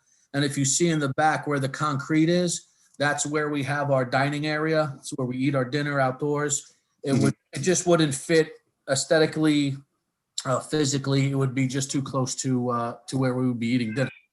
So there's way too much work to be done in that back corner as opposed in the front. Okay. And the fence that you have that currently encloses that area, is that a 6 foot fence? What kind of fence? That is correct, yes. Is it 6 foot privacy fence? Yes. Okay, and you also lined with 7 foot, 8 foot arborvitaes you cannot see in the yard from that. Okay, that's all I have, Chairman. Yeah, it's a vinyl fence you have there, correct? It runs across. That is correct, Mr. It Chairman. looks so on Google anyway, so I would agree that you couldn't possibly see into the yard anyway. And it's a unique piece of property, how they built the house all the way to the rear without really putting a very big yard in there. Board members, I'm going to ask you if you have any questions at this point. I can't see everyone's faces now because you're going to have to speak up because here we go. Sorry, Chairman. Any questions from any of the board members about this? Pretty straightforward, as you can see. Ms. Andrews, go ahead. This is not a permanent structure, correct? Well, it's an accessory structure, but. No, but it is a permanent structure. It's an above ground pool. An above ground, a ground pool can be dismantled or Of course, Yes. but I think the intention is to keep it there. The intention is to use it and I understand that. I did see the piece of property and it really isn't in the front, so to speak. I did see the piece of property and it is a very unique piece of property. It's also beautifully kept. Thank you very much. I'm getting an education, all these beautifully kept pieces of property. I'm embarrassed. Thank you very much. No, I just meant that perhaps if someone wanted to sell it and they didn't want the pool, they could dismantle it. Oh, sure. Yes. Absolutely. And your neighbors have not got a problem with this. The neighbors have not gotten a problem. We submitted letters, signed letters. We sent out the registered mail. We put the notice in the paper. And again, all the guidance from Kim and all her help, made that happen. I didn't see your flag up though. I only saw the flag. Some more yard work to do before. We're going to find out if the neighbors have a problem with it forthcoming. Shortly. So any other board members' questions? Larry, did you have anything, Mr. Sachs? No, I'm good, Mr. Chairman. Okay. I'm going to go to the public on this matter, Mr. Caruso. You have nothing else to tell us now, right? That's all, sir. Okay. This is 26-2021Z located at 100 Austin Avenue, for an above ground pool, which in a unique piece of property, it lies within the front yard, which would require a variance. There is, again, phone numbers in place in front of you on your screen, whoever you're watching us. If you're interested in this matter, please call in now. In queue at present. I don't see anybody. No. Okay, we'll give it 30 seconds and we'll see. It would be imperative that if you want to comment on this matter, please do so by calling the phone number on the screen that you see in front of you, and to do so before I close the public portion for the meeting.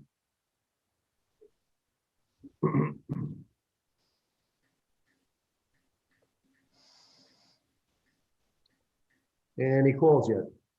Nope. Mr. Sachs?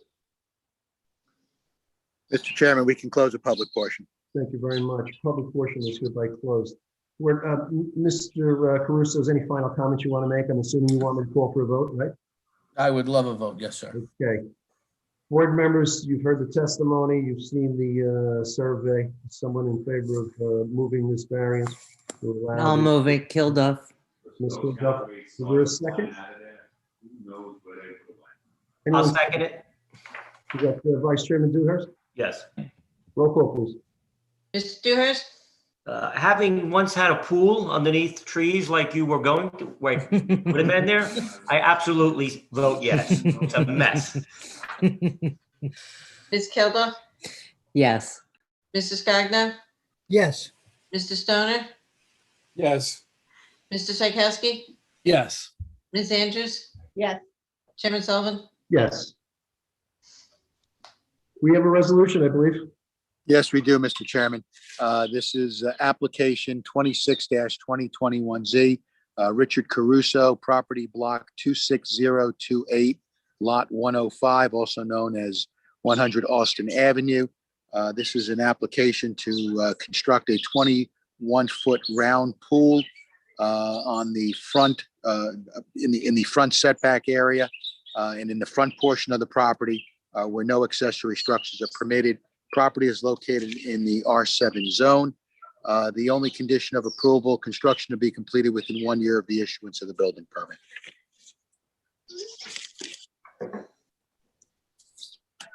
Board members, someone want to move the resolution? I'll move it. Scogno? Is there a second? Second, Mr. Stoner.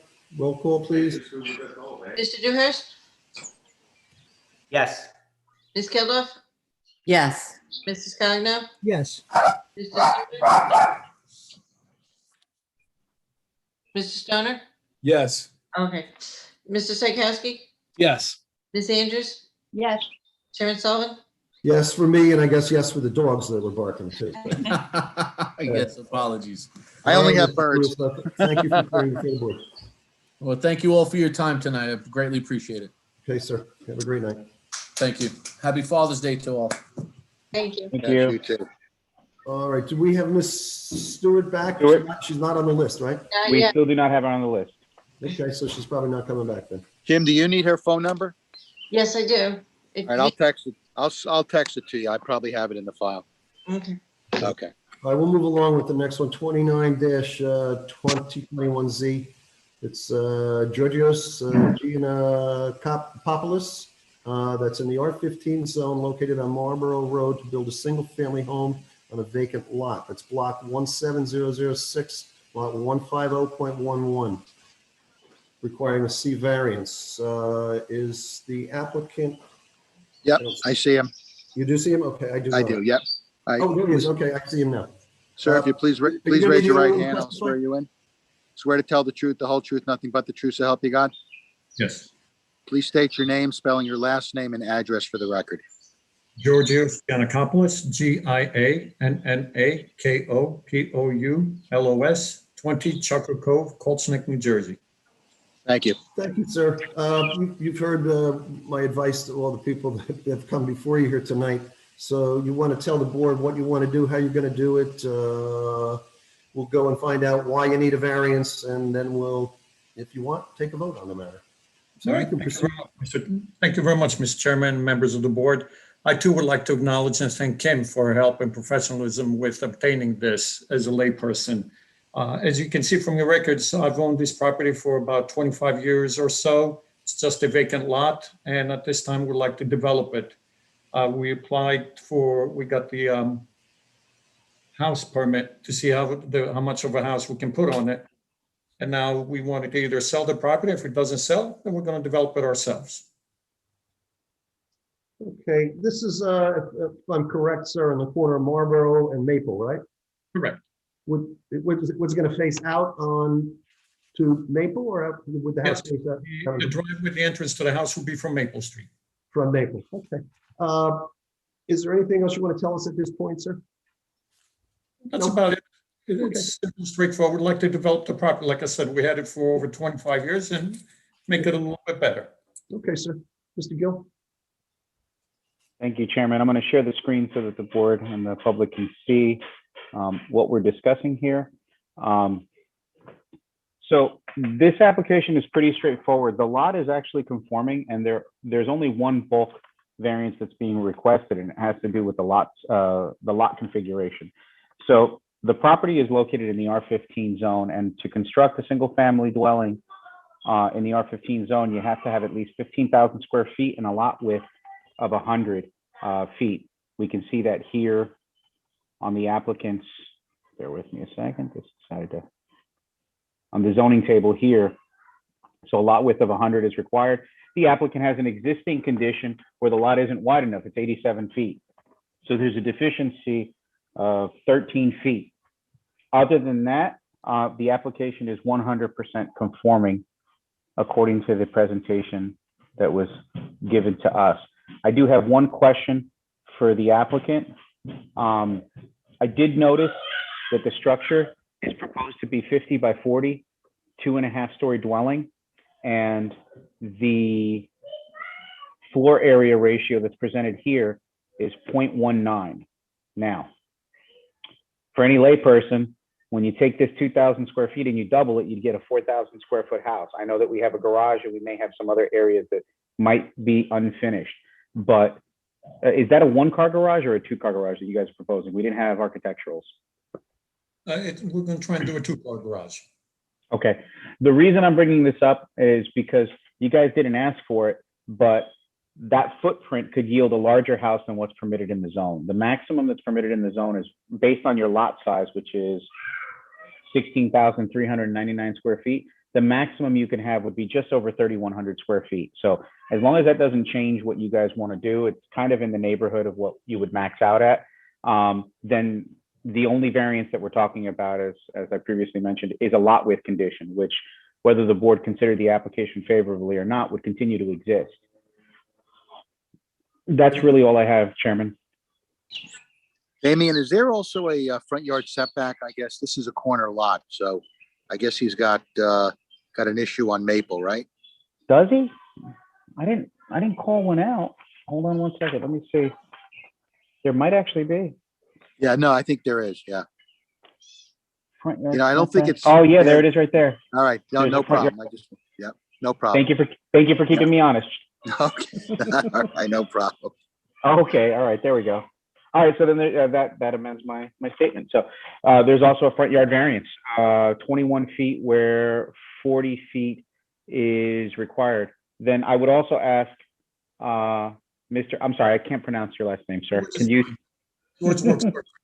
George? Okay, so George, could you explain for the board's, benefit, what would happen if you tried to comply with the standard and give us another 20 feet so that you'd meet the front yard setback along Maple and Marlboro? Could you explain, Actually, Mr. Giannakopoulos, I guess what Mr. Gill is driving at is that if you were to have a fully compliant front yard setback, because you're on a corner lot, you technically have 2 front yards. So the side of your house, which we see right there, is considered to be the front of the house as well for purposes of the setbacks. So I guess if you were to have a fully compliant plan here, instead of having a 50 by 40 house, you'd have a 30 by 40 house, which is significantly smaller than what you would like to build, right? Correct. Okay. I think you've answered the question. Okay. Thank you. Thank you, Mr. Sack. Appreciate your help. Couldn't he design a different structure, however, instead of a square, perfect, kind of a rectangle, a square or a rectangle like that? Couldn't he elongate the house? He could, but he could take this and then put it here. Yeah, but you'd be looking at what we call a shotgun house. It'd be just a long, narrow house. So, and it's actually going to bring the house closer to the highway, which is going to reduce the availability of yard space. Yeah, it's going to create more front yard on Maple. Mm-hmm. Right. Okay. All right. We're just making you aware that I think would he still be able to increase the size then, Damian, without having an FAR problem when he goes to build this? Chairman, I don't think I understand the question. What was the question? I You apologize. were advising him he could probably build a bigger structure because he has. Oh, no, I'm concerned that he might be going over Okay. if he were to realize this, because at a 50 by 40, we're looking at about 4,000 square feet. A typical two-car garage is between 400 and 500 square feet, which would Okay. put him right around 3,500 square feet. And we've had the issue of applicants coming in, trying to maximize a footprint and making what they think is a reasonable application, and then their house is too large when they come for permits. So it's something that it's an opportunity to avoid that. Right. Okay. Board members, any questions on this application? So we're looking at, the lot is deficient just in its nature. So it's 13 foot under, and because there's two front yards, one of the front yards would only be 21, the one out towards Maple, where 40 is necessary. Anybody have any questions on this application? Yeah, I have a question. Who is that, Mr. Stoner? Go ahead. Yes. So he mentioned about putting in a two-car garage. Is that going to be on what street? Is that? It's going to be on Marlboro Road. Marlboro Road? Yeah, the driveway is right here, Mr. Stoner. So it's coming off of Marlboro Road. Right. And it seems to front load, which typically is a configuration for some type of garage on the face of the building. So I was just curious because I wanted to extrapolate out how much of that would not be finished floor area.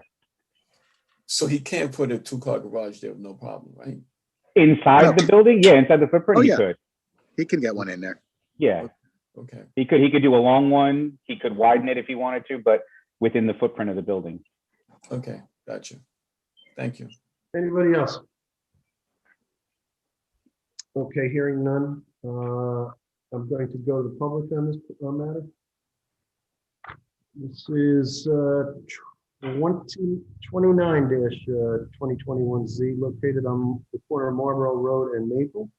This is to build a single-family home on vacant land.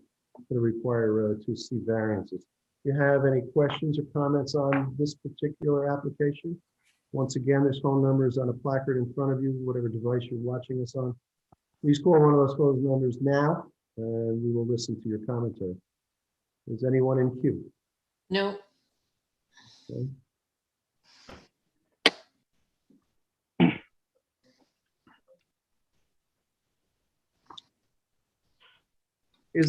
Just out of curiosity, while we're waiting, is the lot next to you also yours, sir?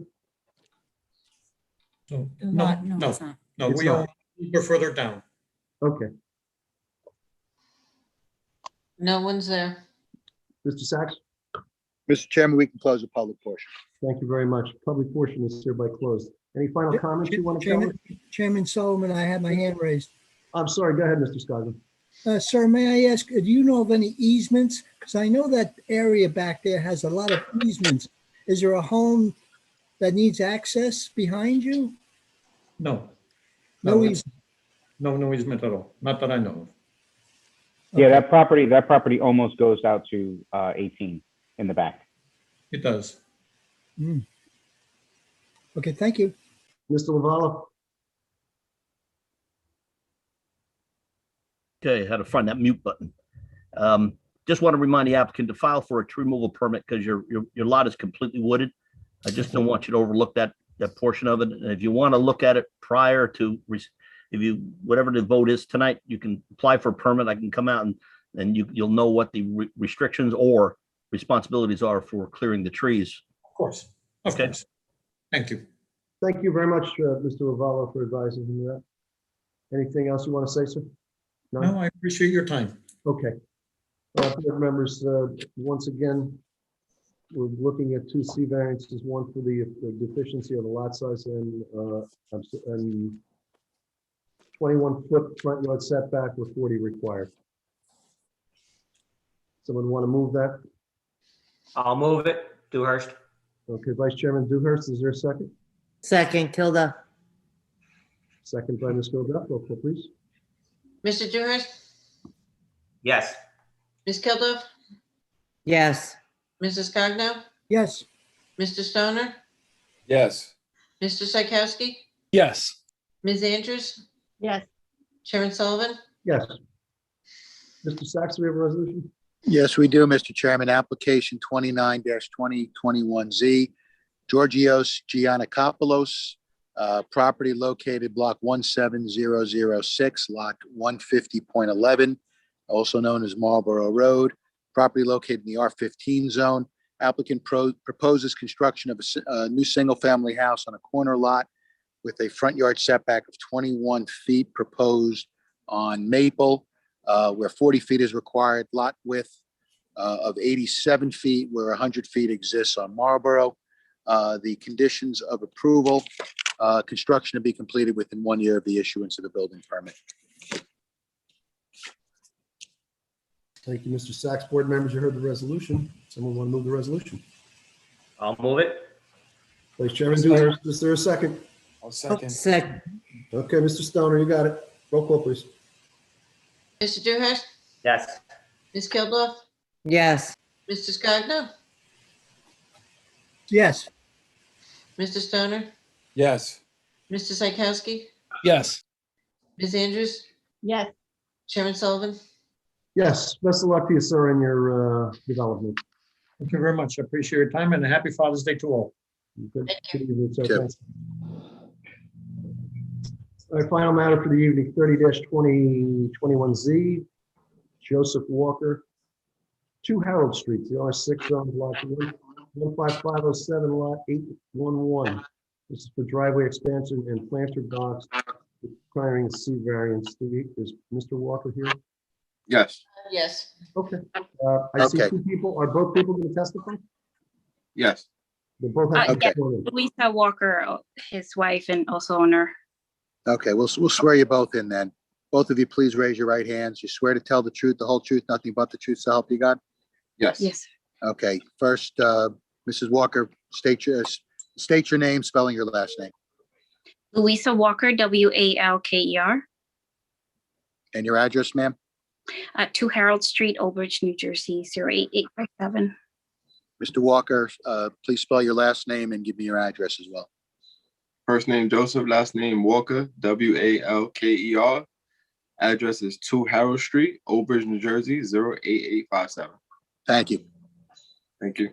All right, as you heard before, we're just going to ask you to tell us, I believe this is a matter that's already completed as well, if I'm not mistaken from reading this. So tell us what you did, why you did that, and we'll ask Mr. Smith, why you're here for this meeting.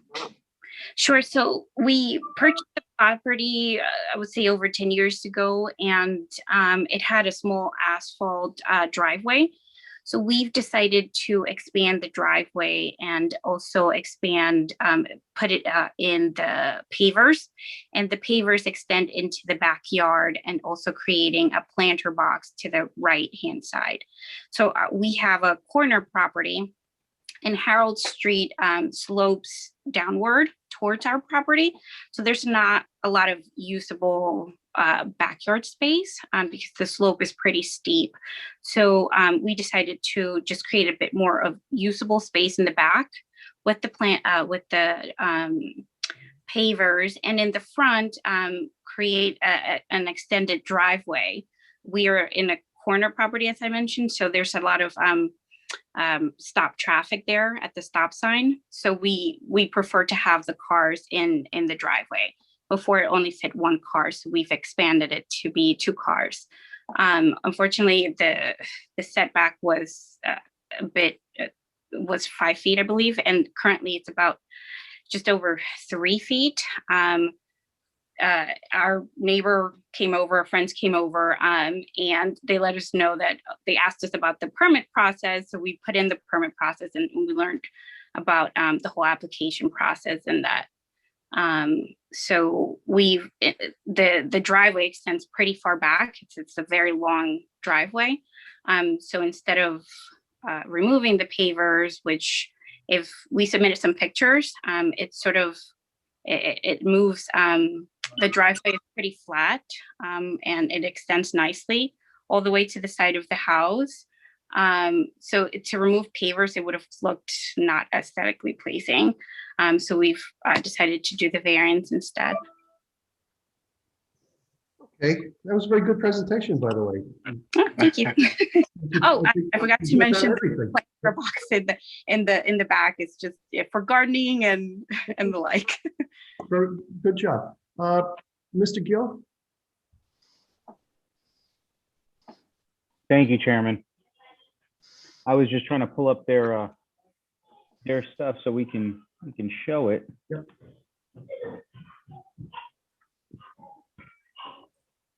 Mr. and Mrs. Walker, this is your front yard, correct? That's correct. All right, so we're looking here at the driveway, and let's see, can I pull up the here? Control, share. All right, so we've got a couple shares here. We've got, this is your backyard, and then this is the planter that we were talking about, correct? Correct. Okay.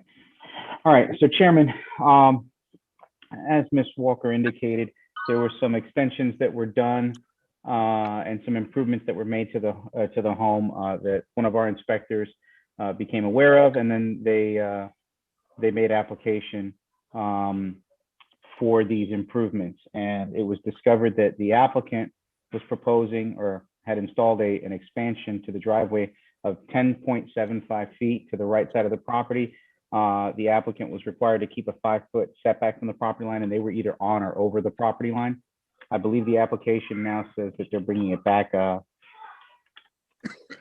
No, 3.5 feet. Is that correct, Mr. and Mrs. Walker? no, we're not over or on the property line. We're the property line is, so we're supposed to be 5 feet. And but you guys are 3.5? We're like 3.5 off of the property line. Towards so there's- our home, so we're not impeding in the neighbor's property. Okay. So then the applicant has installed it 3.5 feet from the property line where 5 is required. In the back, the planter, which is part of the patio area, as we see here, the planter itself really isn't the issue. The issue is the patios. The patios do come closer to the property line than what is permitted. I believe there was a survey that was presented as well. I'm going to share that. Stop sharing. Bear with me 1 second.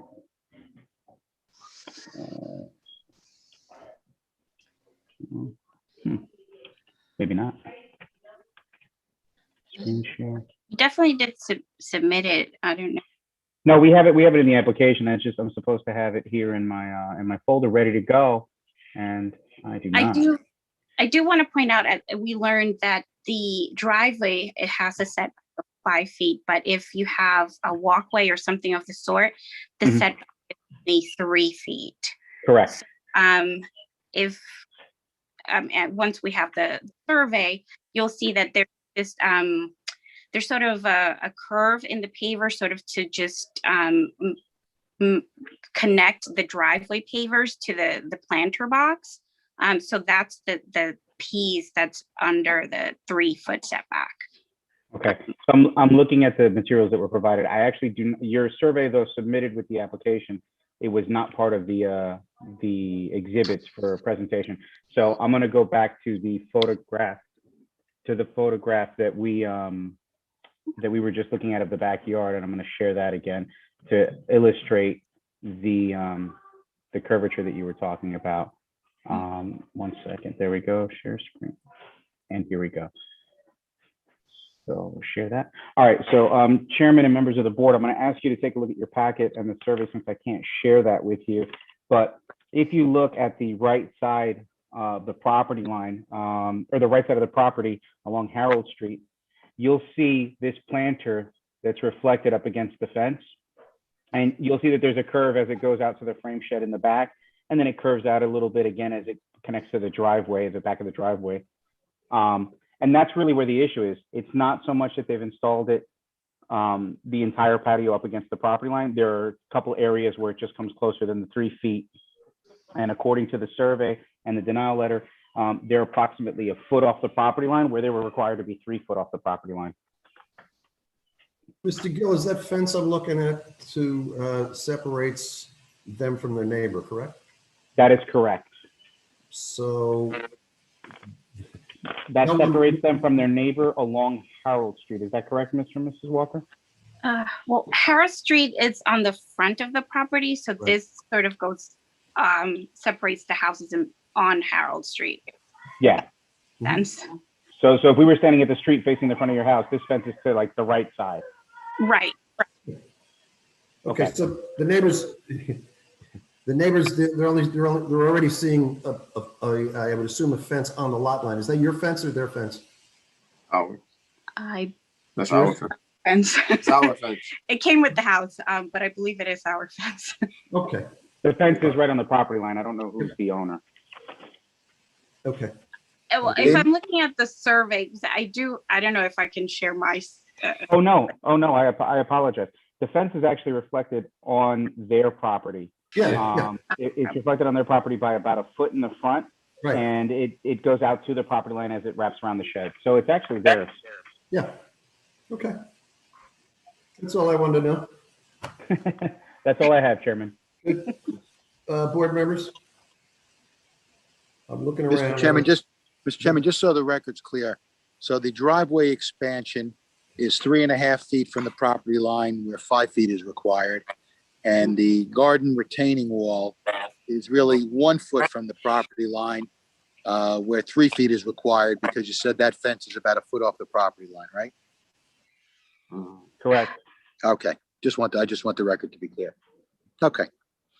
All right. It's 3.5 foot on the driveway, right? And one a foot, right, exactly. Okay. All right. Anything else you want to tell us, Mr. and Mrs. Walker? No? I think that's it. I think you covered everything. You did a great job. You should Thank you. put in a volunteer to volunteer for the planning board or the zoning board. Well, I won't take all the credit. This is Kim's work. Well, yeah. Listen, that's great that we have municipal employees that are willing to help our residents. It's Absolutely. and she is certainly one of them that goes above and beyond. So I'm glad that happens. In any event, let me get back to business. I have to go to a public portion, okay? To make sure that no one wants to comment, or perhaps someone does. This is 30-2021Z. The location is 2 Harold Street. It's a driveway expansion and planter box in violation of setback. If there's anyone wishes to be heard in this matter, please call the phone numbers that you see in the placard on your device. Is there anyone in queue? No. Not presently. If you want to be heard in this matter, you're going to have to call in now, please. Nobody there. Well, my bird's getting a little crazy, so we better. Mr. Sachs, can I close the public portion? Yes, you can, Mr. Chairman. Okay, public portion is closed. Board members, anybody have a problem with this that they want to speak about right now before we move for a vote? I just have one comment. Do you ever notice that when there's a couple and they say they're both going to speak, only one speaks? Did you ever notice that it's usually the woman? I wasn't gonna say, always the woman. See, I didn't want to go there, John, but I paid the compliment. That was all. Okay. All right. Where are we at here? We need to take a vote on this. Is someone in favor of allowing these 2 variances? It's actually 1 variance for the driveway and the 1 for the planter. I'll move it. Vice Chairman? I'll second it. And Ms. Kilduff, roll call, please. Mr. Dewhurst? Yes. Ms. Kilduff? Yes.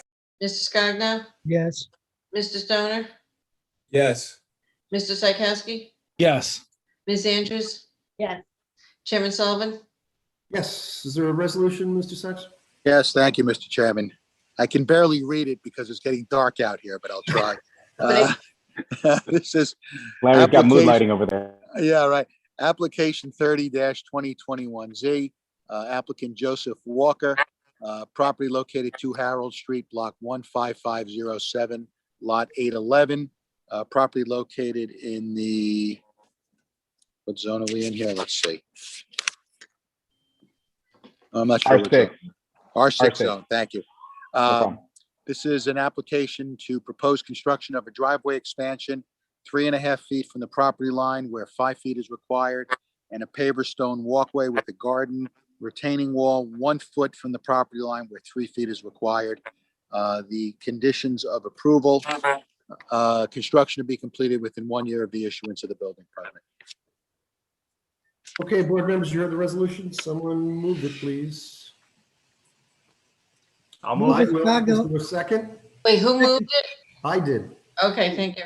Is there a Second, second? Scogno. Scogno seconds. Roll call, please. Mr. Dewhurst, Yes. Ms. Kilduff, Yes. Mrs. Cogno, Yes. Mr. Stoner, Yes. Mr. Psychowski, Yes. Ms. Andrews, Yes. Chairman Sullivan. Yes, you did a nice job on your property there, and you gave a great presentation, and you kept your husband quiet. So I wish you the best of luck, and just keep following that plan in the future. It'll all work out. Sounds Thank good. you. Thank you very much. Happy Okay, Father's good night now. Happy Father's Day. Claudia Smith is on. Okay. Oh, That's okay. Stewart. I have. Stewart, sorry. Okay, she's on. Okay, I'll read this one into the record, please. 22-2021Z. This is Claudia Stewart, 50 Harvard Road. It's the R6 zone. This is block 5000.25, lot 31, corner lot to enclose a carport. Ms. Stewart, will you be the only one? Or you have to turn your camera on? Can you put your video on? Yes, 1 second. Here we go. Thank you. I'm so sorry. That's okay. Ms. Stewart, please raise your right hand. I'll swear you in. You swear to tell the truth, the whole truth, nothing but the truth, so help you God? Yes, I do.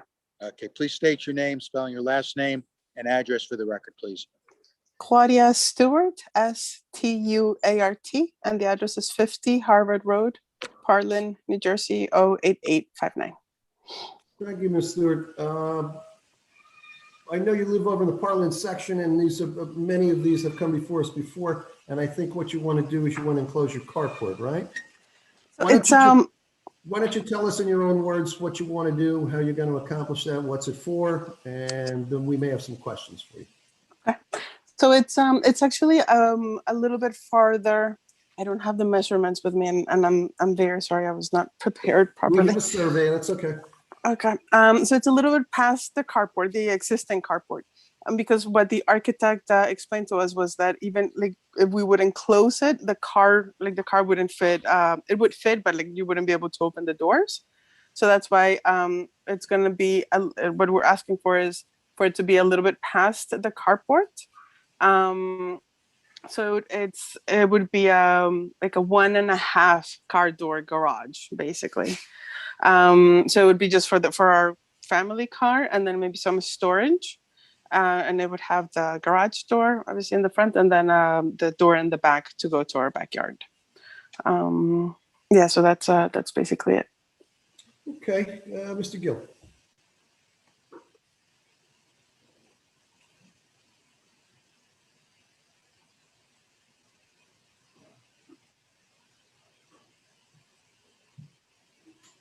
Mr. Gill, you're muted. That would help. Yes, there we go. I started with a zinger. You're just going to have to believe me. Okay. I spoke with Ms. Stewart when they filed the application. So I think that was a good characterization. It's not so much an enclosure of the garage. They're actually going to demolish the garage and build an addition in place of the garage. And there is a small increase in the width, which because of the unique angle of the structure relative to the property is going to bring that front corner closer to the property line than what the current carport is. The carport right now is conforming at about 25 feet. This is going to widen it out by about 4 or 5 feet, bringing the setback into a variance condition. And they're also extending it to match the black building line of the house, which then brings this setback, which is currently 20.5, to a smaller setback when we wind up over here somewhere. So the applicant is proposing the 1-story garage addition. The front yard setback proposed is 21.24, where 25 feet is required, and a rear yard setback of 12.8 feet, where 25 feet is required.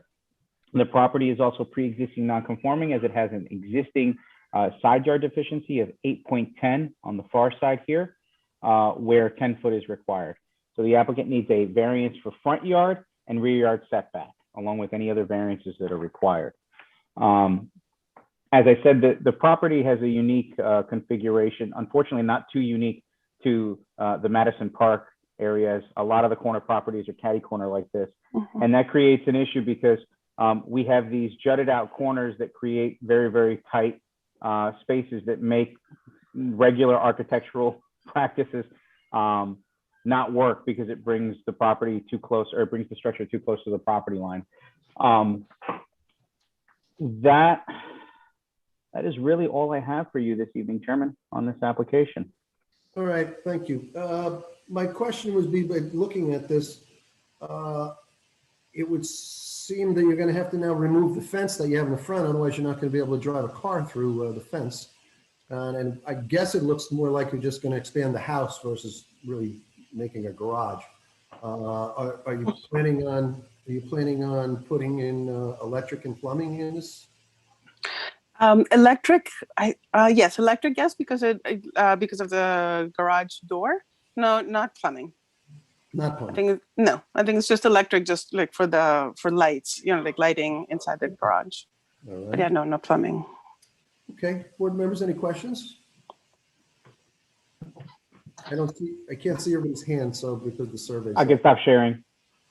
There you go. Okay, now, anybody have questions? Yeah, Mr. Chairman, just for Mr. Gill. So there's also, in addition to the rear yard setback, is there a side yard setback, did I hear you say? There's an existing condition of the side yard. It's Okay. It's 8'10" now, where 10 feet is required. That's on the far side. All right, fine. Okay, maybe we'll just add that in there to clean it up. All right, that's Okay. fine. Yep. So there would be 3 setbacks. Yep. Okay. No, I'm sorry, anybody else on the board? All right, seeing none, I'm going to go to the public on this, ma'am, okay? Is that all right with you? This is 22-2021Z. Location is 50 Harvard Road. It's a corner lot to enclose the carport. If you want to be heard by the board on this matter, please look at the placard in front of your that's displayed on your device. Call one of the phone numbers now, and you'll be heard by the board. Nobody. There's no one in queue at this moment. We'll give it about 30 seconds to see if anybody, it would be necessary for you to call in now because this matter will reach finality this evening. Nobody. Okay. Mr. Sachs? I think we can close the public, Mr. Chairman. Thank you very much, sir. All right, ma'am, I would assume that you have no more further comments for us, right? If you do, now is the time to say them, and then I'm going to call for a vote. No, that was it. Thank you very much for your time. Okay. Board members, you've heard this. If anybody has a problem, I'd ask you to bring it up now. For the enclosure of the carport, it will require, there's 3 setback issues. Other than that, it's fairly straightforward. Seeing no hands, is someone in favor of moving this for approval? Scogno in favor. Move it. Is there a second? A second. Stoner. Second by Mr. Stoner. Roll call, please. Mr. Dewhurst? Yes. Ms. Keldorf? Yes. Mr. Scogno? Yes. Mr. Stoner? Yes. Mr. Psychowski? Yes. Ms. Andrews? Yes. Chairman Sullivan? Yes. Do we have a resolution? Yes, thank you, Mr. Chairman. Application 22-2021Z. Claudia Stewart, property block 5000.25, lot 31, 50 Harvard Road. Property located in the R6 zone. This is an application to construct a 1-story garage addition with a front yard setback of 21.24, where 25 feet is required, a rear yard setback of 12.8 feet, where 25 feet is required, and a pre-existing nonconformity for side yard setback 8.10 feet, where 10 feet is required. The condition of approvals are as follows. Construction to be completed within 1 year of the issuance of the building permit. Thank you, Mr. Sachs. Board members, is someone in favor of adopting the resolution? Please do so. Scogno adopting. Okay, is there a second? Second. Mr. Stoner seconds. Roll call, please. Mr. Dewhurst? Yes. Ms. Keldorf? Yes. Mr. Scogno? Yes. Mr. Stoner? Yes. Mr. Psychowski, Yes.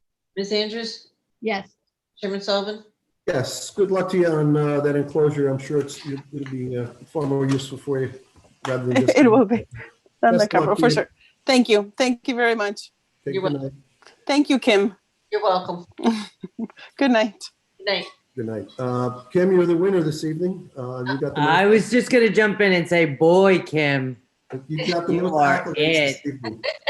I have no further business on the agenda. Mr. Sachs, is there anything you want to advise the board of? No, still waiting for all those trials to happen on our two pending cases for Metro Storage and Old Bridge Rifle and Pistol.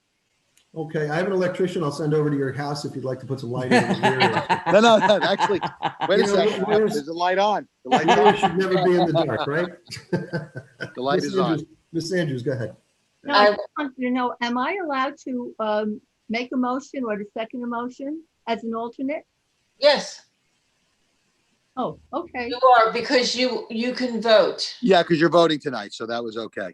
okay. Just wanted to know. Yeah. And I did get to see all the properties except for Mr. Giannakopoulos' property. Okay. One more There's thing. nothing to see there, it's just woods. I want to wish everyone happy Father's Day. Happy Father's Day. Yes. The next Thank date you. is- Happy Father's Day to everybody. Father's Day all. Kim, our next meeting? Our next meeting is July 15th. Ooh, dog. That's a big dog, whoever that is. It's yours, okay. I don't think the dog agreed with us having another meeting. Okay, we'll meet again then. I have nothing further. I wish everybody safe holiday coming up the beginning of next month, and we'll see you shortly thereafter. A vote to close the meeting. Well, we know who takes care of that. Motion. Okay, well, in favor of adjournment? Aye. Aye. We stand adjourned. Take care, everybody. Good night, everyone. Bye. Bye-bye. Bye.